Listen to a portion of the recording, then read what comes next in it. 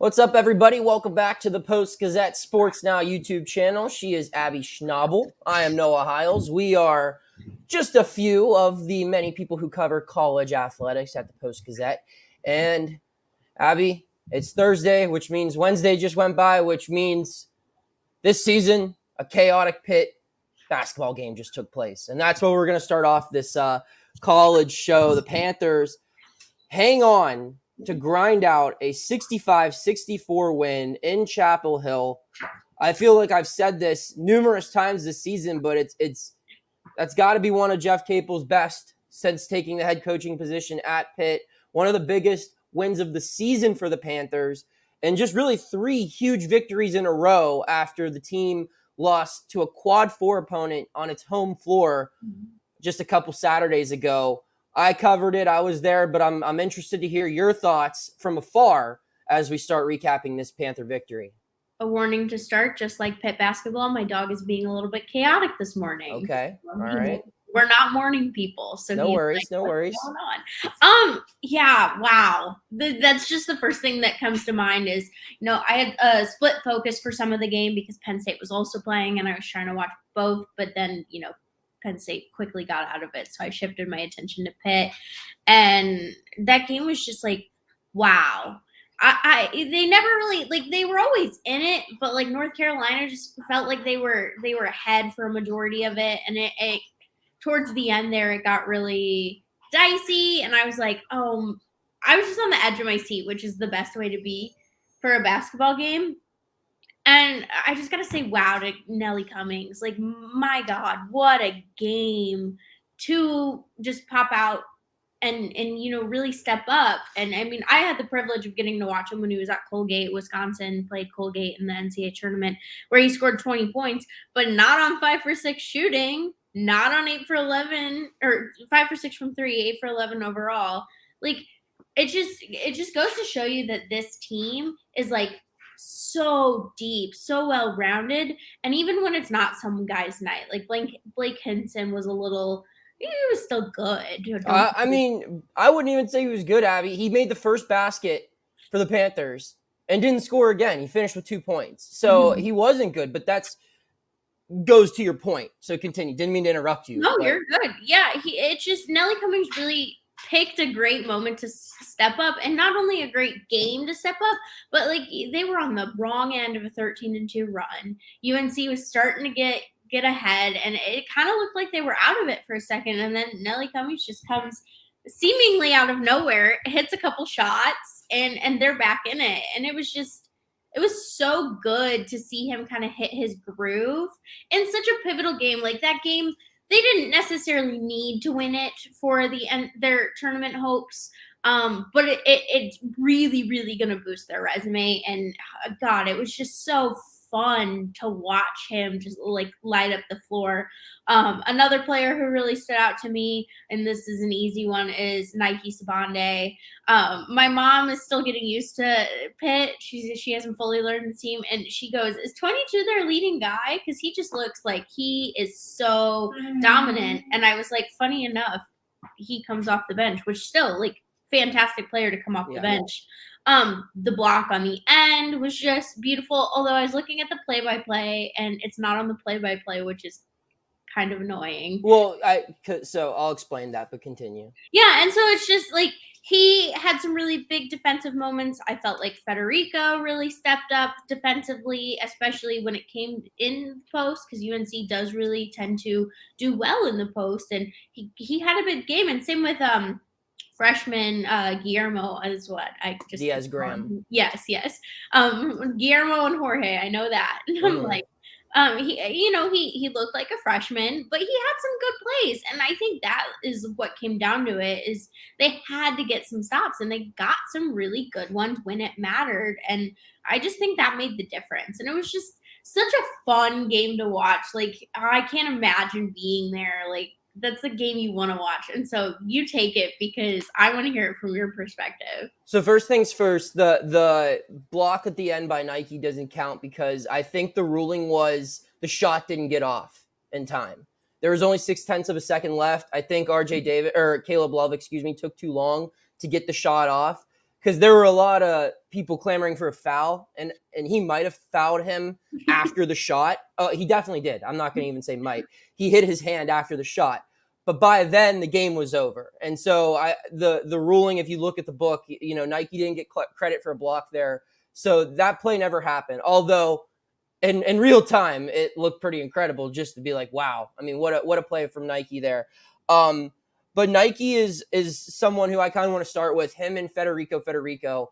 Those were two guys that I think you're going to look back at this game. You're going to see Nelly Cummings go 8 for 11 from the field, 5 for 6 from triple.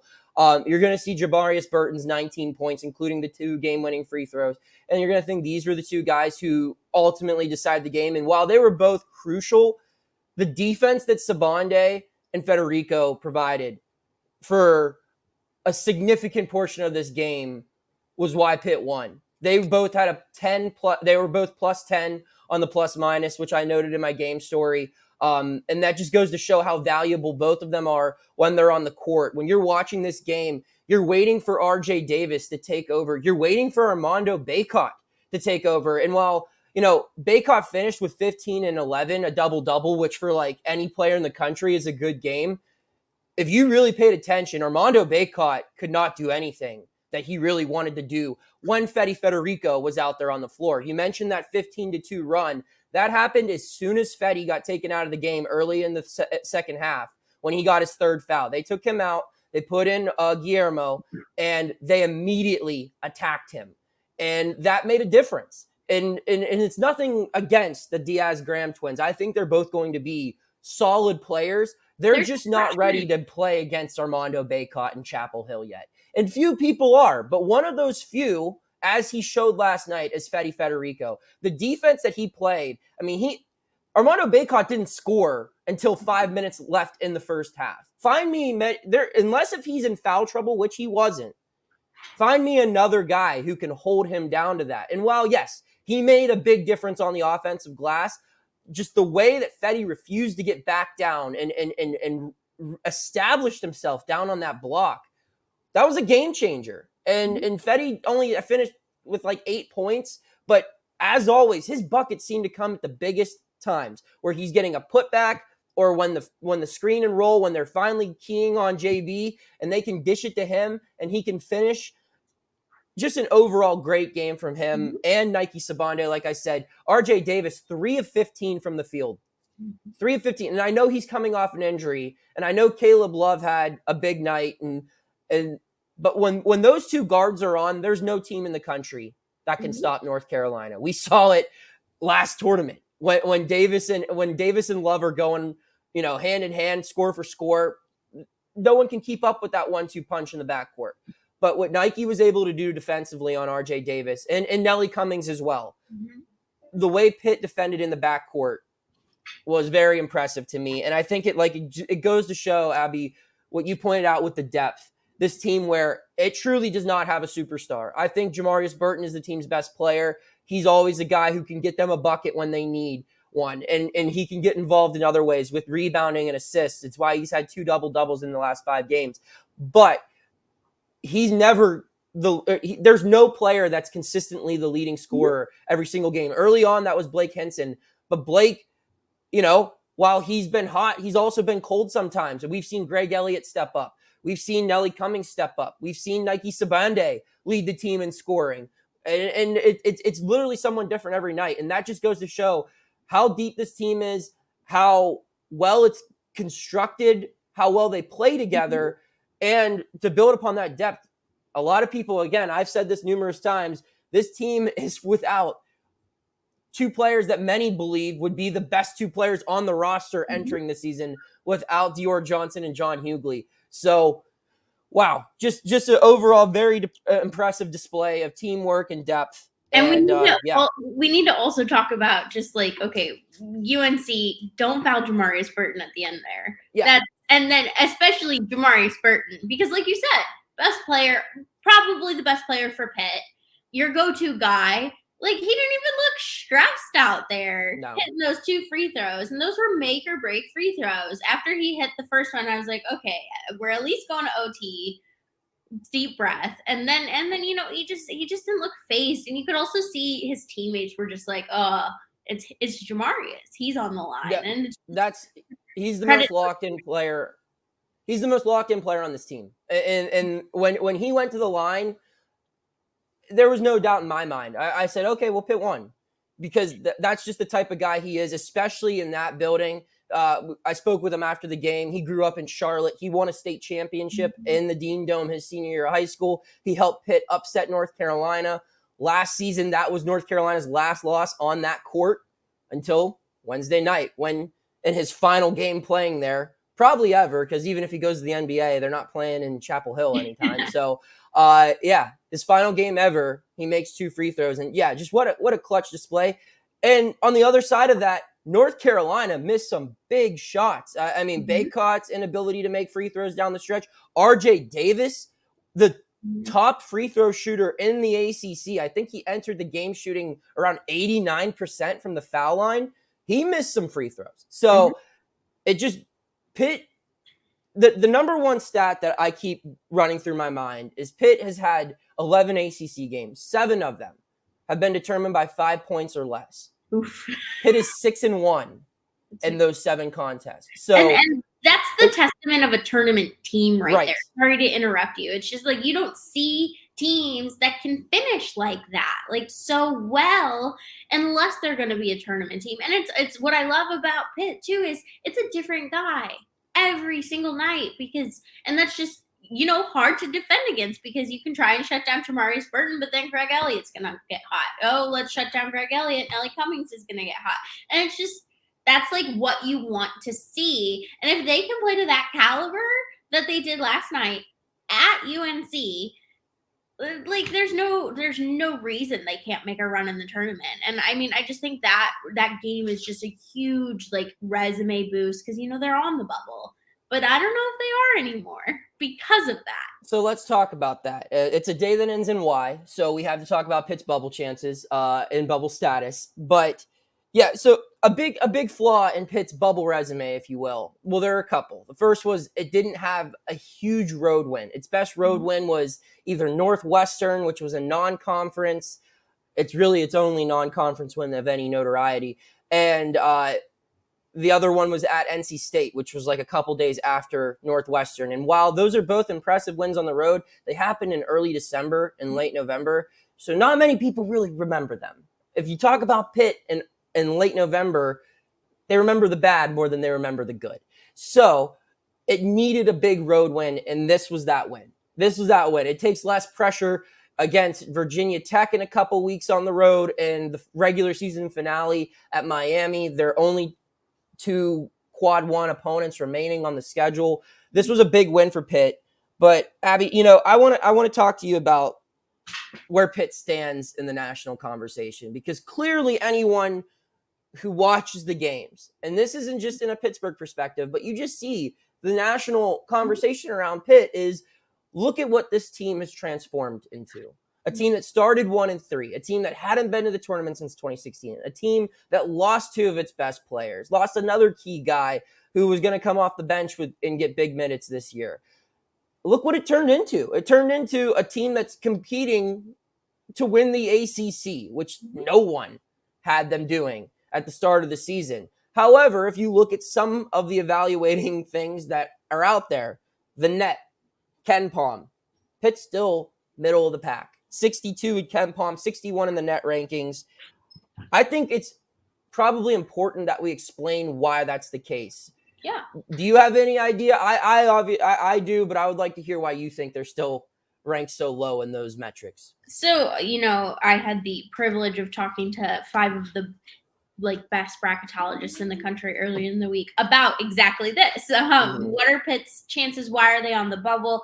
All that jazz. And, the underlying thing is that they just haven't, like you said, the road wins is a thing. Their schedule isn't that strong, and that's not necessarily just a testament to them, because the ACC is having a down year. If you look at it, losing at this point in the season, or losing really against any ACC team, is going to have more damage than winning at this point. Yeah. And so that quad 4-1 is really weighing them down. Luckily for Pitt, the selection committee, and according to the bracketologists I've talked to, the selection committee isn't going to necessarily look at that one game. It's a mulligan. It happens. We're all going to, or almost every team drops a bad game like that. And it also juxtaposes really well that it did jump into like this beautiful stretch of 3 games. But when you look at their non-conference, because I think that could be a big factor, especially when you compare them to other bubble teams, they didn't really put together a really strong non-conference, and the selection committee is going to weigh that because those are the teams you pick to play. You choose to play teams a lot of the time. Sometimes you're in an MTE that puts you. So, like, I mean, I think the biggest teams that they played in the non-conference, Northwestern, NC State, like you said, and then Michigan. And right now, Northwestern's probably the biggest win on that. NC State close. NC State's an ACC team, but thank you. Sorry, you're welcome. But no, but you're on the. I'm with you here. It just, if I could pick up where you're going, if you just look at that non-conference slate, they lose to West Virginia in the second game of the year. I think anyone who's watched those teams this year would be able to agree that would not be a 20-point loss if those two teams played again. Maybe West Virginia wins. The Big 12 is very challenging, and Bob Huggins is a great coach. I'm not here to say Pitt is a lock to beat West Virginia if they were to meet again. I would say I would be incredibly shocked if West Virginia dominated that game the way it did in the first week of the regular season, simply because Pitt wasn't the same team then. No. And then you go the following week where it goes to Brooklyn, it loses to Michigan and VCU. A couple weeks down the line, falls on the road to Vanderbilt. Those are 4 ugly losses. And while only one of them's on their home court, like you said, Pitt needed to show the ability to win on the road, and it didn't then. And it started off with a losing record against teams that, you would think watching Michigan and Brooklyn that, wow, this Jet Howard kid's pretty good. I mean, they have Hunter Dickinson still. This is going to be a ranked team. And it didn't turn out. And VCU, I think, has a chance, I believe, to win the Atlantic 10. But that's still, that's a team, that's a game Pitt should have won. Same for the game at Vanderbilt. That's not a good team. And Pitt should have won that game. Pitt was winning with like 7 seconds left. And it basically did what North Carolina did. It fouled with only a couple seconds remaining, and it resulted in a loss. So that's the problem for Pitt, and why it's still so low in these KenPom and net rankings, in my opinion, is because both of those systems, they're not determined by people. It's numbers, and numbers don't evaluate the element of change, the human element. They can't say that. Numbers don't care of, oh, wow, this team really came together and it evolved. People do. And that's why the selection committee will probably give them the benefit of the doubt. And that's why Pitt's getting more love in the AP poll. But those metrics, they don't take into those. They don't take account for those things. Yeah. And that's the thing is when I talk to these bracketologists, Joe Lunardi, Jerry Palm, I'm going to try and name them all, Rocco Miller, Tim Kruger, Mike DeCourcy, all big names right there. They all said, yeah, they are humans looking at this. Yes, they have the metrics in front of them. But, beating you on UNC on the road is going to be a big look. Like, yeah, sure. Did they lose to West Virginia at the beginning of the season? But there is also, they do take into account that change. That's why it's in March. That's why we're not seeding the tournament back in December. Otherwise, it probably wouldn't be a good tournament based on that preseason AP poll. I mean, granted, the selection committee doesn't really look at the AP poll, but they do look at people, and that's what the thing is people are hot on Pitt's story, like he's mentioned. Lost those 2 guys, have really gelled together to put together a really good resume. And that when you compare their resume to, say, Penn State or West Virginia, because let's be real, those are their competitors right now, is their resume looks better because of the teams that they have beat. Miami's a huge win. Yes, it's at home. And when I talked to these guys earlier in the week, and we were talking about what do they need to do. There's 10 games left, 9 games left, whatever it is. What do they need to do? And the resounding thing was you got to beat those 6 teams or win at UNC or Miami. Yeah. Yes, Virginia Tech too. Don't get me wrong, but UNC or Miami is huge, and so now it's if they can go 6-0 against those non-quad one teams, which let's be real is really difficult to do. Um, it's gonna really look good, especially with the win against UNC. Yeah. But now that they have the win against UNC, there's still pressure. Don't get me wrong. You still really need to be winning the games that you're winning, but you can drop one. Yeah. More than one is when it gets dicey. Yeah. And that's what it's they have an easier path ahead of them than some of the other bubble teams, and that's our competition right now. Is you gotta watch. And my favorite thing is, and none of these quotes ended up in the story, is at the end of my interviews with all these guys, I said, if you had to pick one, Penn State, Pitt, or West Virginia, who's most likely to go in? And 4 of the 5 said Pitt. Yeah. I mean, and they are playing great basketball right now. And to wrap up that point that you made, Abby, I mean, you look at their remaining 8 games, they have 2 quad one opponents, both road games. Virginia Tech, who for some reason is ranked ahead of Pitt in net and Ken Palm. I can't understand that one. Virginia Tech did not do anything incredible in the non-conference. It's way beneath Pitt in the ACC standings, has a worse record against quad one. I believe it's 500 in quad 2, which is what Pitt is. And for some reason, it's like 10 spots ahead of Pitt in both metrics. I'll never understand that one. I get other things, but not that one. Nonetheless, that's a big game on the road at Miami. By then, both of those teams could be ranked, which would be a huge win for Pitt if it could come out on top and sweep Miami and North Carolina in the same regular season. But then you look, the other 6 games, you have 3 against quad 3 teams, 3 against quad 4 teams. You can't lose against the quad 4. You just can't.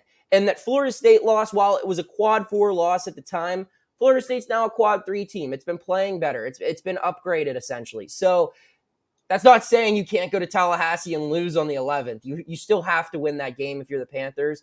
And I'm willing to bet they're going to show up with a little bit of extra motivation after falling to them on their home floor. But you just look, I mean, yeah, there's going to be challenges. They're playing at Notre Dame in Mike Bray's final home game of his career. That's going to be an emotional contest. That's going to be tough to win. I mean, Syracuse is fighting tooth and nail with their old man, angry head coach trying to get in the tournament still. He'll probably yell at me in the press conference for making that comment. I don't care.